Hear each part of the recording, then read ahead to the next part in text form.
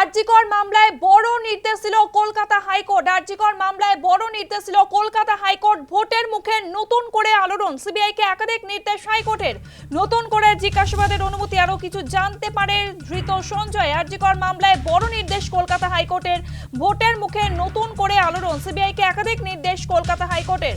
নতুন করে জিজ্ঞাসাবাদের অনুমতি, আরো কিছু জানতে পারে সঞ্জয়। আরজিকর মামলায় বড় নির্দেশ কলকাতা হাইকোর্টের। ভোটের মুখে নতুন করে আলোড়ন। সিবিআইকে একাধিক নির্দেশ হাইকোর্টে। নতুন করে জিজ্ঞাসাবাদের অনুমতি, আরো কিছু জানতে পারে সঞ্জয়। এমনটাই কলকাতা হাইকোর্টের তরফ থেকে বলা হয়েছে। ডিভিশন বেঞ্চ আজ ঠিক কি বললেন, কি নির্দেশ দেওয়া হলো? দ্বিধা না করে যে কোনো ব্যক্তিকে জেরা, নির্দ্বিধায় জেরা করার অনুমতি সিবিআইকে। সাজাপ্রাপ্ত আসামি গুরুত্বপূর্ণ তথ্য জানে। তদন্তে আধুনিক প্রযুক্তির সর্বোচ্চ ব্যবহার করতে হবে সিবিআইকে।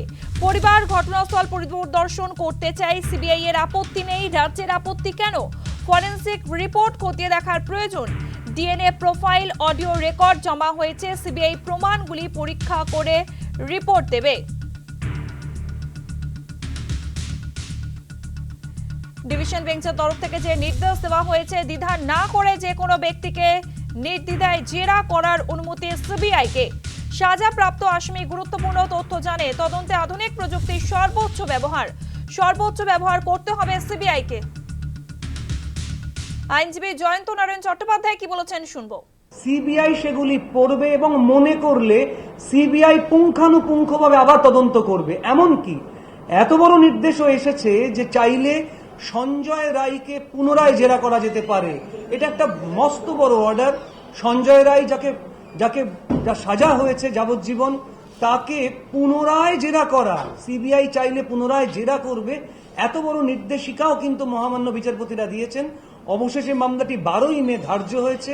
এর মধ্যে আমরা সিবিআই এর কাছে যাবতীয় নথি পাঠিয়ে দেব। সিবিআই তদন্ত করতে পারে মনে করলে, এবং আজকে মহামান্য বিচারপতিরা বলেছেন যা ইচ্ছা সিবিআই তাই করতে পারে আমাদের দেওয়া তথ্যের ওপরে ভিত্তি করে। অর্থাৎ আমি মনে করি যে দরজা খুলে গিয়েছে। যে অভয়া হত্যা রহস্যের দরজা বহুদিন ধরে বন্ধ ছিল, অভয়ার মা আপনারা জানেন দুয়ারে দুয়ারে ঘুরেছেন এবং ঘুরে সেই দরজা ধাক্কা দিয়ে খুলবার চেষ্টা করেছেন, সে দরজা খোলেনি। আজকে মহামান্য বিচারপতিদের অর্ডারে, মহামান্য কলকাতা হাইকোর্টের অর্ডারে সেই দরজা কিন্তু খুলে গেল।